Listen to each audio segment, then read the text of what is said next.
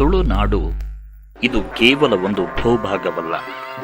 ಇದು ಸಾವಿರಾರು ವರ್ಷಗಳ ಇತಿಹಾಸವನ್ನ ತನ್ನೊಳಗೆ ಅಡಗಿಸಿಕೊಂಡಿರುವ ಪವಿತ್ರ ನೆಲ.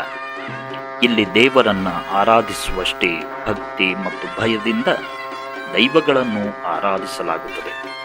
ಈ ನೆಲದಲ್ಲಿ 2,000ಕ್ಕೂ ಹೆಚ್ಚು ದೈವಗಳು ಜನರ ನಂಬಿಕೆಯ ಕೇಂದ್ರವಾಗಿವೆ. ಆದರೆ ಆ ಸಾವಿರಾರು ದೈವಗಳ ನಡುವೆ ರಾಜಮನೆತನದಲ್ಲಿ ಜನಿಸಿ ಸತ್ಯಕ್ಕಾಗಿ ಬದುಕಿ ಧರ್ಮಕ್ಕಾಗಿ ಹೋರಾಡಿ ಕೊನೆಗೆ ದೈವತ್ವಕ್ಕೆ ಏರಿದ ಇಬ್ಬರು ದೈವಗಳ ಕಥೆ ಮಾತ್ರ ಅತ್ಯಂತ ವಿಶಿಷ್ಟವಾಗಿದೆ. ಅವರೇ ದಂಡನಾಯಕ ಮತ್ತು ಉಳ್ಳಾಲ್ತಿ. ಇವರು ಯಾರು? ಇವರ ಜನ್ಮ ಎಲ್ಲಾಯಿತು? ಏಕೆ ರಾಜಮನೆತನದ ಸದಸ್ಯರು ದೈವಗಳಾಗಿ ಆರಾಧಿಸಲ್ಪಟ್ಟರು? ಇಂದಿಗೂ ಲಕ್ಷಾಂತರ ಭಕ್ತರು ಇವರ ಸನ್ನಿಧಿಗೆ ಏಕೆ ಹರಿದು ಬರುತ್ತಾರೆ? ಈ ಎಲ್ಲ ಪ್ರಶ್ನೆಗಳಿಗೆ ಉತ್ತರ ನೀಡುವ ನಿಜವಾದ ಇತಿಹಾಸವನ್ನ ಇಂದು ನಾವು ತಿಳಿದುಕೊಳ್ಳೋಣ. ಉತ್ತರದಲ್ಲಿ ಗಂಗಾವಳಿ ನದಿಯಿಂದ ದಕ್ಷಿಣದಲ್ಲಿ ಚಂದ್ರಗಿರಿ ನದಿಯವರೆಗೆ ಅರಬ್ಬಿ ಸಮುದ್ರದ ಅಲೆಗಳನ್ನ ಮಡಿಲಲ್ಲಿ ಹೊತ್ತು ನಿಂತಿರುವ ಈ ಪವಿತ್ರ ನೆಲವೇ ತುಳುನಾಡು. ಪುರಾಣಗಳ ಪ್ರಕಾರ ಪರಶುರಾಮರು ಸಮುದ್ರದಿಂದ ಪಡೆದ ಭೂಮಿಯೇ ಈ ತುಳುನಾಡು ಎಂದು ನಂಬಲಾಗಿದೆ. ಇತಿಹಾಸದ ಪುಟಗಳನ್ನ ತಿರುಗಿಸಿದರೆ ಅಳುಪರು, ವಿಜಯನಗರ ಸಾಮ್ರಾಜ್ಯದ ಅರಸರು, ಕೆಳದಿಯ ನಾಯಕರು, ಮೈಸೂರು ಒಡೆಯರು, ಚೌಟರು, ಭಂಗರು, ಬ್ರಿಟಿಷರು ಹೀಗೆ ಅನೇಕ ರಾಜವಂಶಗಳು ಈ ನೆಲವನ್ನು ಆಳಿವೆ. ಪ್ರತಿ ರಾಜವಂಶ ತನ್ನದೇ ಆದ ಸಂಸ್ಕೃತಿ, ಆಚರಣೆ ಮತ್ತು ಪರಂಪರೆಯ ಛಾಪನ್ನು ಬಿಟ್ಟು ಹೋಗಿದೆ. ಆದರೆ ಇವುಗಳಿಗಿಂತಲೂ ತುಳುನಾಡನ್ನ ವಿಶ್ವದ ಗಮನಕ್ಕೆ ತಂದಿರುವುದು ಒಂದೇ ಒಂದು ಪರಂಪರೆ, ಅದುವೇ ದೈವಾರಾಧನೆ. ಇಲ್ಲಿ ದೈವ ಎಂದರೆ ಕೇವಲ ನಂಬಿಕೆಯಲ್ಲ, ಅದು ಬದುಕಿನ ಒಂದು ಭಾಗ. ನ್ಯಾಯಕ್ಕಾಗಿ, ರಕ್ಷಣೆಗಾಗಿ, ಸತ್ಯಕ್ಕಾಗಿ ಇಂದಿಗೂ ಜನರು ದೈವಗಳ ಮೊರೆ ಹೋಗುತ್ತಾರೆ. ಸಂಶೋಧಕರ ಮಾಹಿತಿಯ ಪ್ರಕಾರ ತುಳುನಾಡಿನಲ್ಲಿ ಸುಮಾರು 2,350ಕ್ಕೂ ಹೆಚ್ಚು ದೈವಗಳನ್ನು ಆರಾಧಿಸಲಾಗುತ್ತಿದೆ. ಆ ಸಾವಿರಾರು ದೈವಗಳಲ್ಲಿ ಭಕ್ತರ ಹೃದಯದಲ್ಲಿ ವಿಶಿಷ್ಟ ಸ್ಥಾನ ಪಡೆದಿರುವ 2 ಶಕ್ತಿಗಳು ಅಂದರೆ ದಂಡನಾಯಕ ಮತ್ತು ಉಳ್ಳಾಲ್ತಿ. ಆದರೆ ಇವರು ದೈವಗಳಾಗುವ ಮೊದಲು ಯಾರು? ಅವರ ಜೀವನದ ನಿಜವಾದ ಕತೆ ಏನು? ಅದನ್ನೇ ಈಗ ತಿಳಿದುಕೊಳ್ಳೋಣ. ತುಳುನಾಡಿನ ಪಾಡುದನಗಳು ಮತ್ತು ಸ್ಥಳ ಪುರಾಣಗಳು ಒಂದು ವಿಶಿಷ್ಟ ಸಂಗತಿಯನ್ನ ಹೇಳುತ್ತವೆ.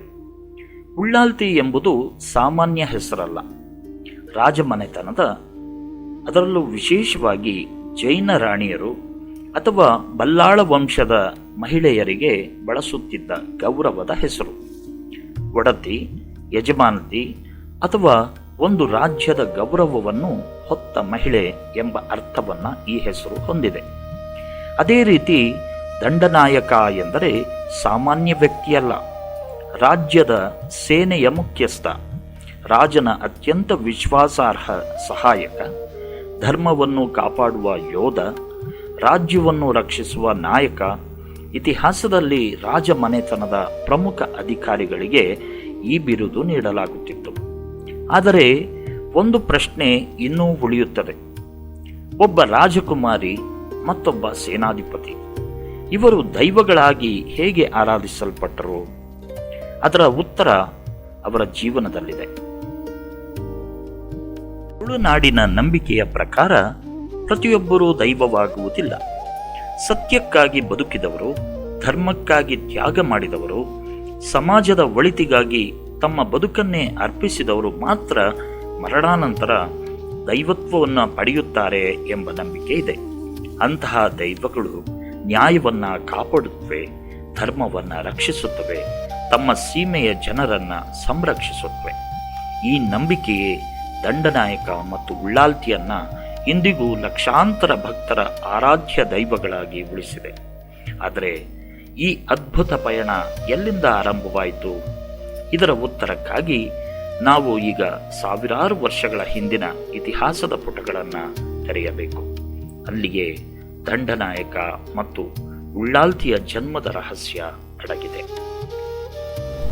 ಸಾವಿರಾರು ವರ್ಷಗಳ ಹಿಂದೆ ದಕ್ಷಿಣ ಭಾರತದ ಪ್ರಬಲ ಸಾಮ್ರಾಜ್ಯಗಳಲ್ಲಿ ಒಂದಾಗಿದ್ದ ಗಂಗನಾಡು. ಇಂದಿನ ಕೋಲಾರ, ಮೈಸೂರು, ಮಂಡ್ಯ, ತುಮಕೂರು, ಬೆಂಗಳೂರು, ಚಾಮರಾಜನಗರ ಹಾಗೂ ತಮಿಳುನಾಡಿನ ಕೆಲವು ಭಾಗಗಳನ್ನು ಒಳಗೊಂಡ ಈ ರಾಜ್ಯವನ್ನು ಆಗ ಗಂಗವಾಡಿ ಅಥವಾ ಕೊಂಗದೇಶ ಎಂದು ಕರೆಯಲಾಗುತ್ತಿತ್ತು. ಅಂತಹ ವೈಭವಶಾಲಿ ರಾಜ್ಯದ ಬಂಗಾರದ ಅರಮನೆಯಲ್ಲಿ ಒಂದು ಅದ್ಭುತ ಘಟನೆ ನಡೆಯಿತು. ಪಾಡ್ದನಗಳ ಪ್ರಕಾರ ಒಂದು ಪವಿತ್ರ ತೂಗು ಮಂಚದಲ್ಲಿ ದೈವಿಕ ಶಕ್ತಿಯೊಂದಿಗೆ ಇಬ್ಬರು ದಿವ್ಯ ಸಂತಾನಗಳು ಅವತರಿಸಿದರು. ಅಣ್ಣ ಉಳ್ಳಾಯ ಮತ್ತು ತಂಗಿ ಉಳ್ಳಾಲ್ತಿ. ರಾಜಮನೆತನದಲ್ಲಿ ಜನಿಸಿದ ಈ ಇಬ್ಬರ ಜೀವನ ಮುಂದೆ ಇತಿಹಾಸದ ದಿಕ್ಕನ್ನೇ ಬದಲಾಯಿಸಲಿದೆ ಎಂಬುದನ್ನು ಅಂದು ಯಾರೂ ಊಹಿಸಿರಲಿಲ್ಲ. ಆದರೆ ವಿಧಿ ಅವರಿಗಾಗಿ ಬೇರೆಯದೇ ಕಥೆಯನ್ನು ಬರೆದಿಟ್ಟಿತ್ತು. ಬಾಲ್ಯದಿಂದಲೇ ಉಳ್ಳಾಯ ಮತ್ತು ಉಳ್ಳಾಲ್ತಿ ಅಧಿಕಾರದ ಅಹಂಕಾರವನ್ನು ಆರಿಸಿಕೊಳ್ಳಲಿಲ್ಲ. ಅವರು ಆರಿಸಿಕೊಂಡದ್ದು ಸತ್ಯದ ದಾರಿಯನ್ನ. ಜನರ ನಡುವೆ ನ್ಯಾಯ, ಧರ್ಮ ಮತ್ತು ಸತ್ಯದ ಸಂದೇಶವನ್ನು ಸಾರುತ್ತಾ ಬದುಕಲು ಆರಂಭಿಸಿದರು. ಅವರ ಮಾತುಗಳು ಜನರ ಮನಸ್ಸನ್ನು ಗೆದ್ದವು.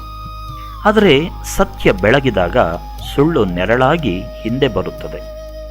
ಅದೇ ರೀತಿ ಒಂದು ದಿನ 7 ಮಹಿಳೆಯರು ಇವರ ವಿರುದ್ಧ ಅಪವಾದ ಹೊರಿಸಿದರು ಎಂದು ಪಾಡ್ದನಗಳು ಹೇಳ್ತವೆ.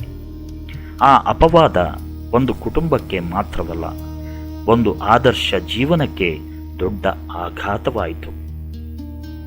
ಅಪವಾದಕ್ಕೆ ಪ್ರತಿಯಾಗಿ ಕೋಪ ತೋರಲಿಲ್ಲ, ಪ್ರತಿಕಾರವನ್ನು ಆರಿಸಿಕೊಳ್ಳಲಿಲ್ಲ. ಬದಲಾಗಿ ಧರ್ಮದ ಗೌರವವನ್ನು ಉಳಿಸಿಕೊಳ್ಳುವ ನಿರ್ಧಾರ ಕೈಗೊಂಡರು. ಅಧರ್ಮ ನೆಲೆಸಿರುವ ಜಾಗದಲ್ಲಿ ನಮ್ಮ ಸ್ಥಾನವಿಲ್ಲ ಎಂಬ ದೃಢ ನಂಬಿಕೆಯೊಂದಿಗೆ ತಮ್ಮ ಜನ್ಮಭೂಮಿಯನ್ನು ತೊರೆದು ಹೊರಟರು. ಅದು ಸಾಮಾನ್ಯ ಪಯಣವಲ್ಲ, ಒಂದು ಯುಗದ ಅಂತ್ಯ, ಮತ್ತೊಂದು ಯುಗದ ಆರಂಭ. ಆ ಅಣ್ಣ ಮತ್ತು ತಂಗಿ ಬೆಟ್ಟಗಳನ್ನು ಇಳಿದರು, ದಟ್ಟ ಕಾಡುಗಳನ್ನು ದಾಟಿದ್ರು. ಉರ್ಕಿನಾಡು, ದಂಬೆ ಅಂಗಡಿ, ಕಡತ್ತಿಕಲ್ಲು, ಜಂಗಮ ಕೆರೆ ಹೀಗೆ ಅನೇಕ ಸ್ಥಳಗಳನ್ನು ದಾಟುತ್ತಾ ಧರ್ಮದ ಹೊಸ ಬೆಳಕನ್ನು ಹುಡುಕುತ್ತಾ ಸಾಗಿದರು. ಪ್ರತಿ ಹೆಜ್ಜೆಯೂ ಒಂದು ಪರೀಕ್ಷೆ, ಪ್ರತಿ ದಾರಿಯೂ ಒಂದು ಹೊಸ ಸವಾಲು. ಆದರೂ ಅವರ ಗುರಿ ಒಂದೇ, ಧರ್ಮ ನೆಲೆಸಿರುವ ಭೂಮಿಯನ್ನು ಸೇರುವುದು. ಆ ಪಯಣ ಕೊನೆಗೆ ಅವರನ್ನು ತುಳುನಾಡಿನ ಬಂಗವಾಡಿಯತ್ತ ಕರೆತಂದಿತು. ಬಂಗವಾಡಿಗೆ ತಲುಪಿದ ನಂತರ ಮೊದಲು ಅವರು ಕಿಲ್ಲೂರಿನ ಕೊಲ್ಲಿದುರ್ಗೆಯ ಸನ್ನಿಧಾನಕ್ಕೆ ಬರ್ತಾರೆ. ಅಲ್ಲಿಂದ ಜೈನ ಶ್ರವಣರ ತಪೋಭೂಮಿಯಾದ ಶ್ರವಣಗುಂಡವನ್ನು ಸಂದರ್ಶಿಸ್ತಾರೆ. ನಂತರ ಮಾಸ್ತಿಕಲ್ಲು ದಾಟಿ ಬಂಗವಾಡಿಯ ಅರಮನೆಯ ಬಳಿಗೆ ಬರ್ತಾರೆ. ಆದರೆ ತಾವು ಯಾರು ಎಂಬುದನ್ನು ಲೋಕಕ್ಕೆ ತಿಳಿಸಬೇಕಿತ್ತು. ಪಾಡ್ದನಗಳ ಪ್ರಕಾರ ಉಳ್ಳಾಲ್ತಿ ತನ್ನ ದೈವಿ ಶಕ್ತಿಯನ್ನು ಪ್ರಕಟಿಸುವ ಸಲುವಾಗಿ ಅರಮನೆಯ ಆನೆಗೆ ವಿಚಿತ್ರವಾದ ಅಶಾಂತಿಯನ್ನು ಉಂಟು ಮಾಡಿದ್ಲು. ರಾಜ ದರ್ಬಾರವೇ ಬೆಚ್ಚಿ ಬಿದ್ದಿತು. ಇದು ಸಾಮಾನ್ಯ ಘಟನೆಯಲ್ಲ ಎಂಬ ಅರಿವು ಎಲ್ಲರಲ್ಲೂ ಮೂಡಿತು. ಆ ಕ್ಷಣದಿಂದ ಉಳ್ಳಾಲ್ತಿ ಮತ್ತು ದಂಡನಾಯಕರ ದೈವಿ ಸಾನ್ನಿಧ್ಯವನ್ನು ಜನರು ಅನುಭವಿಸಲು ಆರಂಭಿಸಿದರು. ಅದೇ ಕ್ಷಣ ಅವರ ಜೀವನದ ಹೊಸ ಅಧ್ಯಾಯಕ್ಕೆ ನಾಂದಿಯಾಯಿತು. ಭಂಗರಾಜನು ಉಳ್ಳಾಲ್ತಿಯ ಮಹಿಮೆಯನ್ನು ಅರಿತು ಶಾಂತೇಶ್ವರ ಬಸದಿ ಸಮೀಪ ಅವಳಿಗೆ ಮಾಡ ಕಟ್ಟಿಸಿದನೆಂದು ಸ್ಥಳೀಯ ನಂಬಿಕೆಗಳು ಹೇಳುತ್ತವೆ. ಮುಂದೆ ಅವಳ ಅಪ್ಪಣೆಯಂತೆ ಇಂದಬೆಟ್ಟಿನ ಕುತ್ತೊಟ್ಟಿನಲ್ಲಿಯೂ ಸ್ಥಾನ ಕಲ್ಪಿಸಲಾಯಿತು. ಇಂದಿಗೂ ಉಳ್ಳಾಕಲು ಮತ್ತು ಮುಡ್ತಿಲ್ಲಾಯ ಗುಡಿಗಳ ಮಧ್ಯೆ ಕಾಣುವ ಉಳ್ಳಾಲ್ತಿಯ ಮಾಡ ಈ ಇತಿಹಾಸಕ್ಕೆ ಜೀವಂತ ಸಾಕ್ಷಿಯಾಗಿ ನಿಂತಿದೆ. ಆದರೆ ಇದು ಇನ್ನೂ ಅಂತ್ಯವಾಗಿರಲಿಲ್ಲ. ಇಲ್ಲಿಂದಲೇ ಉಳ್ಳಾಲ್ತಿ ಮತ್ತು ದಂಡನಾಯಕರು ತುಳುನಾಡಿನಾದ್ಯಂತ ಆರಾಧಿಸಲ್ಪಡುವ ಶಕ್ತಿಶಾಲಿ ದೈವಗಳಾಗಿ ರೂಪುಗೊಳ್ಳುವ ಮಹಾಗಾಥೆಯ ಆರಂಭವಾಗುತ್ತದೆ. ಆ ಮಹಾಗಾಥೆಯ ಮುಂದಿನ ಅಧ್ಯಾಯ ತುಳುನಾಡಿನ ಪ್ರತಿಯೊಂದು ಹಳ್ಳಿಯಲ್ಲೂ, ಪ್ರತಿಯೊಂದು ಭಕ್ತನ ಹೃದಯದಲ್ಲೂ ಇಂದಿಗೂ ಜೀವಂತವಾಗಿದೆ. ಕಾಲ ಬದಲಾಯಿತು, ರಾಜರೂ ಬದಲಾದರು, ಸಾಮ್ರಾಜ್ಯಗಳು ಉದಯಿಸಿ ಅಸ್ತಂಗತವಾದವು. ಆದರೆ ಉಳ್ಳಾಲ್ತಿ ಅಮ್ಮನ ಮೇಲಿನ ಭಕ್ತಿ ಮಾತ್ರ ಎಂದಿಗೂ ಕಡಿಮೆಯಾಗಲಿಲ್ಲ. ತುಳುನಾಡಿನಲ್ಲಿ ಒಂದು ಮಾತಿದೆ, ದೇವರು ಆಶೀರ್ವದಿಸುತ್ತಾನೆ, ದೈವ ನ್ಯಾಯ ಕೊಡುತ್ತದೆ.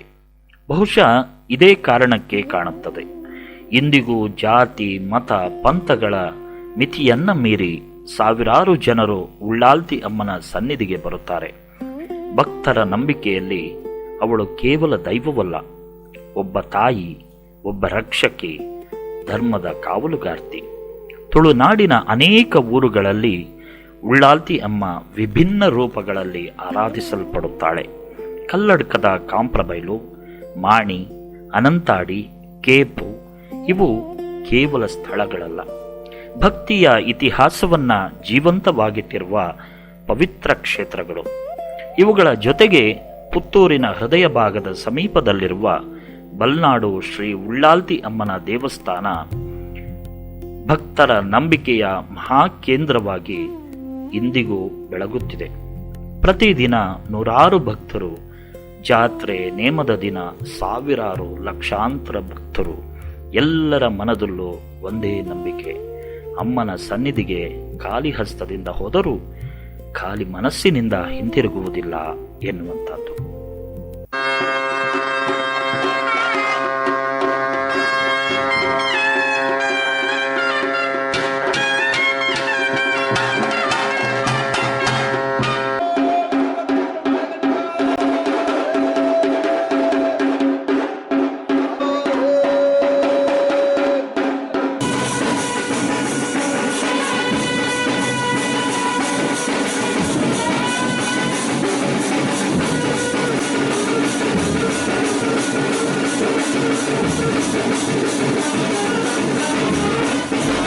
ಉಳ್ಳಾಲ್ತಿ ಅಮ್ಮನ ವೇಷಭೂಷಣ ಇದು ಕೇವಲ ಅಲಂಕಾರವಲ್ಲ.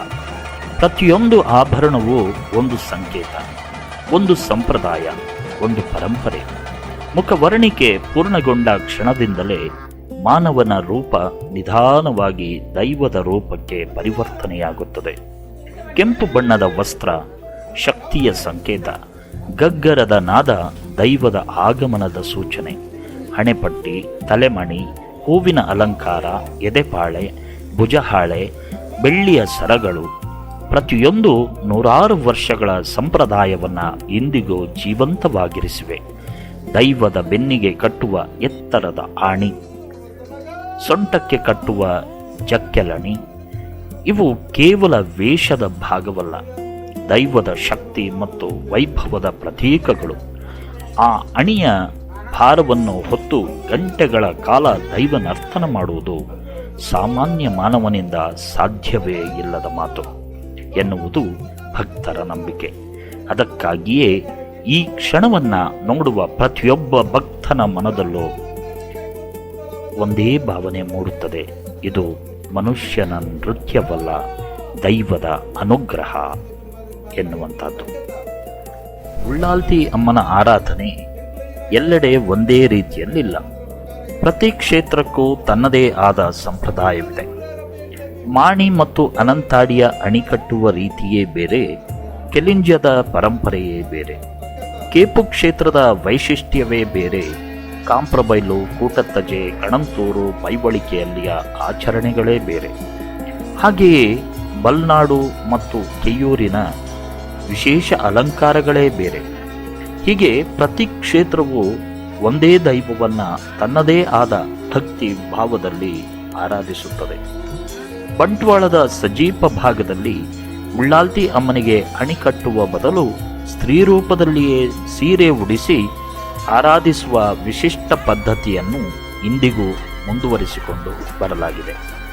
ಇದೇ ತುಳುನಾಡಿನ ಸೌಂದರ್ಯ. ಆಚಾರಗಳು ಬದಲಾಗಬಹುದು, ಆದರೆ ಭಕ್ತಿ ಎಂದಿಗೂ ಬದಲಾಗುವುದಿಲ್ಲ. ತುಳುನಾಡಿನ ಭೂತಾರಾಧನೆಯಲ್ಲಿ ಉಳ್ಳಾಲ್ತಿ ಅಮ್ಮನನ್ನ ಪ್ರಮುಖ ಸ್ತ್ರೀ ಶಕ್ತಿಯಾಗಿ ಆರಾಧಿಸಲಾಗಿದೆ. ಅನೇಕ ಭಕ್ತರು ಅವಳನ್ನ ಪಾರ್ವತಿಯ ಸ್ವರೂಪ ಎಂದೇ ನಂಬುತ್ತಾರೆ. ಧರ್ಮವನ್ನು ಕಾಪಾಡುವ ತಾಯಿ, ಅನ್ಯಾಯದ ವಿರುದ್ಧ ನಿಲ್ಲುವ ಶಕ್ತಿ, ಭಕ್ತರನ್ನು ರಕ್ಷಿಸುವ ದೇವಿ, ಈ ನಂಬಿಕೆಯೇ ತಲೆಮಾರಿನಿಂದ ತಲೆಮಾರಿಗೆ ಸಾಗಿ ಬರುತ್ತಿದೆ.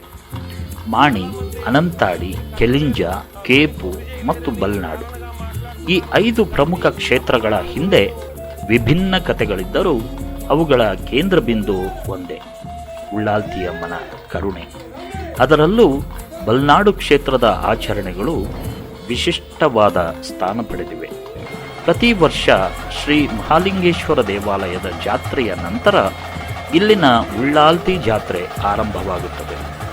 ಇದು ಕೇವಲ ಒಂದು ಉತ್ಸವವಲ್ಲ, ಇದು ಭಕ್ತಿ, ಸೇವೆ ಮತ್ತು ಸಮಾನತೆಯ ಹಬ್ಬ. ಇಲ್ಲಿ ಜಾತ್ರೆಯ ಸಮಯದಲ್ಲಿ ವ್ಯಾಪಾರ ಮಾಡುವ ಪದ್ಧತಿ ಇಲ್ಲ. ಕ್ಷೇತ್ರಕ್ಕೆ ಬರುವ ಪ್ರತಿಯೊಬ್ಬ ಭಕ್ತನಿಗೂ ಊಟ, ತಿಂಡಿ, ಪಾನೀಯ, ಅಗತ್ಯ ಸೌಲಭ್ಯಗಳು ಎಲ್ಲವೂ ಉಚಿತವಾಗಿ ನೀಡಲಾಗ್ತದೆ. ಯಾಕೆಂದರೆ ಈ ಕ್ಷೇತ್ರದಲ್ಲಿ ಭಕ್ತನನ್ನು ಅತಿಥಿಯಂತೆ ಅಲ್ಲ, ದೈವದ ಕುಟುಂಬದ ಸದಸ್ಯನಂತೆ ಕಾಣಲಾಗ್ತದೆ. ಆದರೆ ಉಳ್ಳಾಲ್ತಿ ಅಮ್ಮನ ಕತೆ ಇಲ್ಲಿಗೆ ಮುಗಿಯುವುದಿಲ್ಲ. ಈ ಕಥೆಯ ಅತ್ಯಂತ ಅದ್ಭುತ ಅಧ್ಯಾಯ ಇನ್ನೂ ಉಳಿದಿದೆ.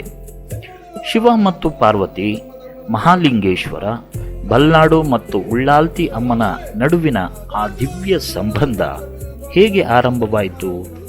ಇದು ಕೇವಲ ಸ್ಥಳ ಪುರಾಣವೇ ಅಥವಾ ಇಂದಿಗೂ ಜೀವಂತವಾಗಿರುವ ದೈವಗಾಥೆಯೇ? ಅದರ ಉತ್ತರ ಈ ಕಥೆಯ ಮುಂದಿನ ಅಧ್ಯಾಯದಲ್ಲಿ ಅಡಗಿದೆ. ಪ್ರತಿಯೊಂದು ದೈವಕ್ಕೂ ಒಂದೊಂದು ಇತಿಹಾಸವಿರುತ್ತದೆ.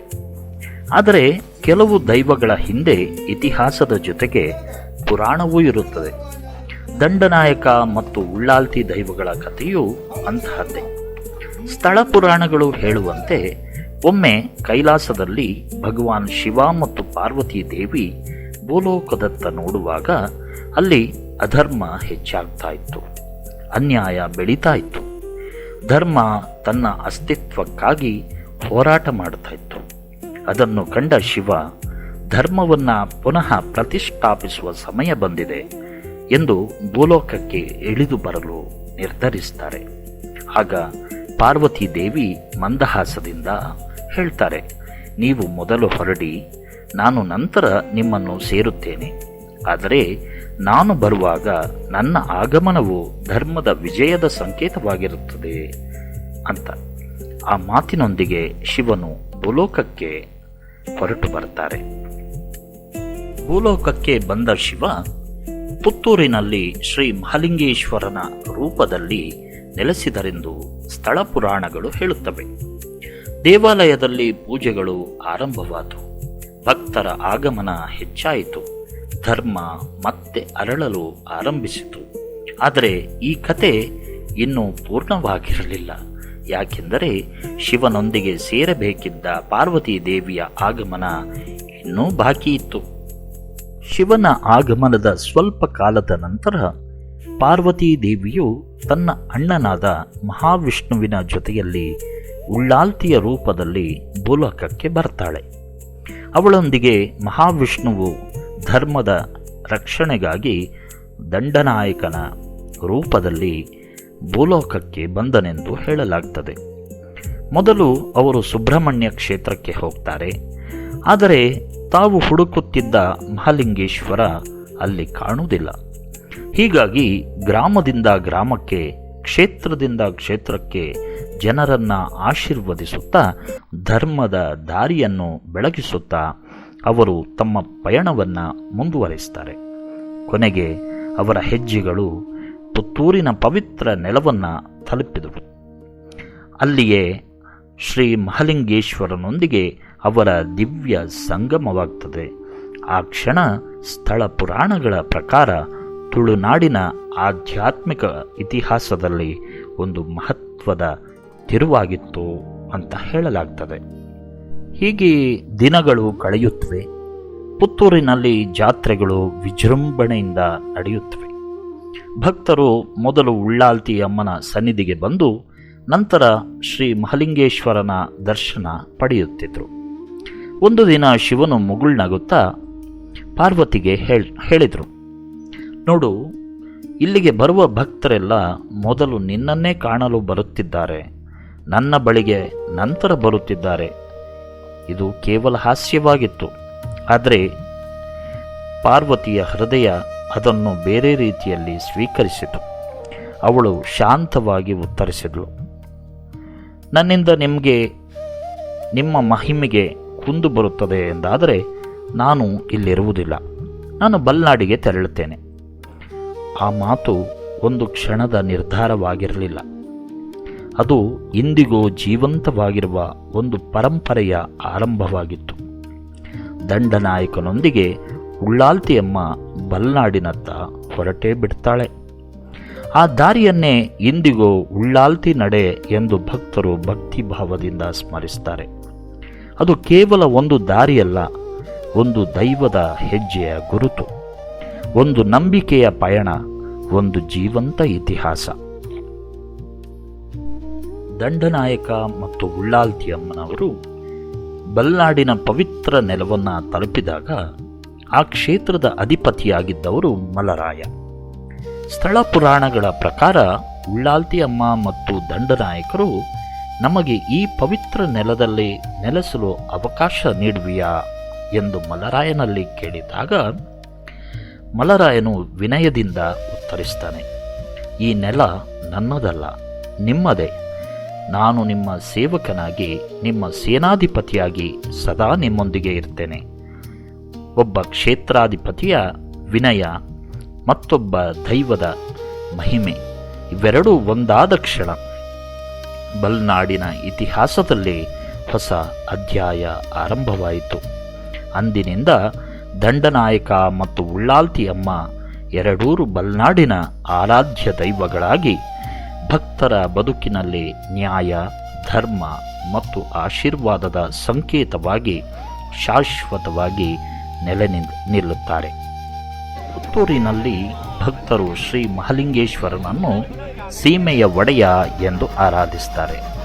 ಅದೇ ಭಕ್ತಿಯಿಂದ ಉಳ್ಳಾಲ್ತಿ ಅಮ್ಮನನ್ನ ಸೀಮೆಯ ಒಡತಿ ಎಂದು ಗೌರವಿಸ್ತಾರೆ. ಇದು ಕೇವಲ ಎರಡು ಕ್ಷೇತ್ರಗಳ ಸಂಬಂಧವಲ್ಲ, ಇದು ಶಿವ ಮತ್ತು ಪಾರ್ವತಿಯ ಅವಿನಾಭಾವ ಸಂಬಂಧ. ಇದು ದೇವಾಲಯ ಮತ್ತು ದೇವಸ್ಥಾನದ ನಡುವಿನ ಜೀವಂತ ಆಧ್ಯಾತ್ಮಿಕ ಸೇತು. ಇಂದಿಗೂ ಈ ಎರಡೂ ಕ್ಷೇತ್ರಗಳ ಆಚರಣೆಗಳು ಒಂದಕ್ಕೊಂದು ಪೂರಕವಾಗಿ ನಡೆಯುತ್ತವೆ. ಇದೇ ಈ ಪರಂಪರೆಯ ಅತ್ಯಂತ ದೊಡ್ಡ ವೈಶಿಷ್ಟ್ಯ. ಪ್ರತಿ ವರ್ಷ ಏಪ್ರಿಲ್ ತಿಂಗಳು ಬಂದರೆ ಬಲ್ನಾಡಿನ ವಾತಾವರಣವೇ ಬದಲಾಗ್ತದೆ. ದೂರ ದೂರಿನಿಂದ ಭಕ್ತರು ಆಗಮಿಸ್ತಾರೆ. ಚಂಡೆಯ ಘರ್ಜನೆ ಕೇಳಿಸ್ತದೆ, ನಾಗಸ್ವರದ ನಾದ, ದೀಪಗಳ ಸಾಲು, ಭಕ್ತರ ಜಯಘೋಷ ಇಡೀ ಕ್ಷೇತ್ರವನ್ನು ಆಧ್ಯಾತ್ಮಿಕ ಉತ್ಸವವಾಗಿ ಪರಿವರ್ತಿಸುತ್ತದೆ. ನಲ್ಕುರಿ ಪದ್ಧತಿಯಂತೆ ಬಲನಾಡು ದಂಡನಾಯಕ ಉಳ್ಳಾಲ್ತಿ ದೈವದ ಭಂಡಾರ ಪರಿವಾರ ಸಮೇತ ಸಾಲು ಸೂಟೆಯ ಬೆಳಕಿನಲ್ಲಿ ಶ್ರೀ ಮಹಾಲಿಂಗೇಶ್ವರ ಸ್ವಾಮಿಯ ಜಾತ್ರೆಗೆ ಆಗಮಿಸುತ್ತದೆ. ಆ ಕ್ಷಣ ಸಾವಿರಾರು ಭಕ್ತರು ಉಸಿರುಗಟ್ಟುವ ಭಕ್ತಿ ಭಾವದಿಂದ ಕಾಯುವ ಕ್ಷಣ. ಭಂಡಾರದ ದರ್ಶನಕ್ಕಾಗಿ, ಕುಂಕುಮದ ಕಾಣಿಕೆಗಾಗಿ, ಮಲ್ಲಿಗೆಯ ಹೂವಿನ ಸಮರ್ಪಣೆಗಾಗಿ ಜನಸಾಗರವೇ ಹರಿದು ಬರುತ್ತದೆ. ಸ್ಥಳೀಯ ಸಂಪ್ರದಾಯದ ಪ್ರಕಾರ ವಾರ್ಷಿಕ ನೇಮದ ಸಂದರ್ಭದಲ್ಲಿ ಬಂಗಾರದ ಮುಗಳ ಮಲ್ಲಿಗೆಯನ್ನು ನಟ್ಟೋಜ ಕುಟುಂಬದ ಶಾರ ಮನೆತನದವರು ಸಮರ್ಪಿಸುತ್ತಾರೆ. ಆ ದಿನ ಕ್ಷೇತ್ರದಲ್ಲಿ ಕೇವಲ ಮಲ್ಲಿಗೆಯ ಹೂವಿನ ಪರಿಮಳವಷ್ಟೇ ಇರುವುದಿಲ್ಲ, ಅದರೊಂದಿಗೆ ಭಕ್ತಿಯ ಪರಿಮಳವೂ ಹರಡಿರುತ್ತದೆ. ಪ್ರತಿಯೊಂದು ಹೂವು ಒಂದು ಪ್ರಾರ್ಥನೆ, ಪ್ರತಿಯೊಂದು ಕಾಣಿಕೆ ಒಂದು ನಂಬಿಕೆ, ಪ್ರತಿಯೊಂದು ಕಣ್ಣೀರು ಒಂದು ಭರವಸೆ. ಇಂದು ಕಾಲ ಬದಲಾಗಿದೆ. ರಾಜ ಮನೆತನಗಳು ಇತಿಹಾಸದ ಪುಟಗಳಲ್ಲಿ ಉಳಿದು ಹೋಗಿವೆ. ಆಡಳಿತಗಳು ಬದಲಾಗಿವೆ. ಸಂಪ್ರದಾಯಗಳಲ್ಲಿ ಕೆಲವೊಂದು ಬದಲಾವಣೆಗಳಾಗಿವೆ. ಆದರೆ ಭಕ್ತಿ ಮಾತ್ರ ಬದಲಾಗಿಲ್ಲ, ಹಾಗೆಯೇ ಉಳಿದುಕೊಂಡಿದೆ. ದಂಡನಾಯಕ ಮತ್ತು ಉಳ್ಳಾಲ್ತಿ ಅಮ್ಮನ ಸನ್ನಿಧಿಗೆ ಇಂದಿಗೂ ಸಾವಿರಾರು ಭಕ್ತರು ಬರುತ್ತಾರೆ. ಯಾರೋ ನ್ಯಾಯಕ್ಕಾಗಿ, ಇನ್ಯಾರೋ ಆರೋಗ್ಯಕ್ಕಾಗಿ, ಯಾರೋ ಕುಟುಂಬದ ನೆಮ್ಮದಿಗಾಗಿ, ಮತ್ಯಾರೋ ಕೃತಜ್ಞತೆ ಸಲ್ಲಿಸುವುದಕ್ಕಾಗಿ. ಆದರೆ ಎಲ್ಲರ ಹೃದಯದಲ್ಲೂ ಒಂದೇ ನಂಬಿಕೆ: ಧರ್ಮದ ದಾರಿ ಎಂದಿಗೂ ಸೋಲುವುದಿಲ್ಲ. ಬಹುಶಃ ಅದಕ್ಕಾಗಿಯೇ ಶತಮಾನಗಳು ಕಳೆದರೂ ಈ ದೈವಗಳ ಮಹಿಮೆ ಕಡಿಮೆಯಾಗಿಲ್ಲ. ಅವರ ಕತೆ ಕೇವಲ ಸ್ಥಳ ಪುರಾಣವಲ್ಲ, ಕೇವಲ ಪಾಡ್ದನವೂ ಅಲ್ಲ. ಅದು ತುಳುನಾಡಿನ ಸಂಸ್ಕೃತಿಯ ಆತ್ಮ, ಭಕ್ತಿಯ ಉಸಿರು, ಧರ್ಮದ ಜೀವಂತ ಪರಂಪರೆ.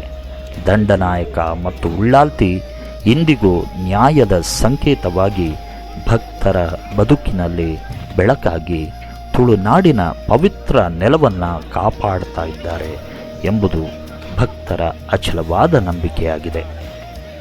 ಈ ದೈವಗಾಥೆ ನಿಮಗೆ ಇಷ್ಟವಾಗಿದ್ದರೆ ಈ ಪವಿತ್ರ ಇತಿಹಾಸವನ್ನು ನಿಮ್ಮ ಕುಟುಂಬದವರಿಗೂ ಸ್ನೇಹಿತರಿಗೂ ತಲುಪಿಸಿ. ಯಾಕೆಂದರೆ ನಮ್ಮ ಇತಿಹಾಸ, ನಮ್ಮ ಸಂಸ್ಕೃತಿ, ನಮ್ಮ ದೈವಗಳ ಕಥೆಗಳು ನಮ್ಮಿಂದಲೇ ಮುಂದಿನ ತಲೆಮಾರಿಗೆ ತಲುಪಬೇಕು.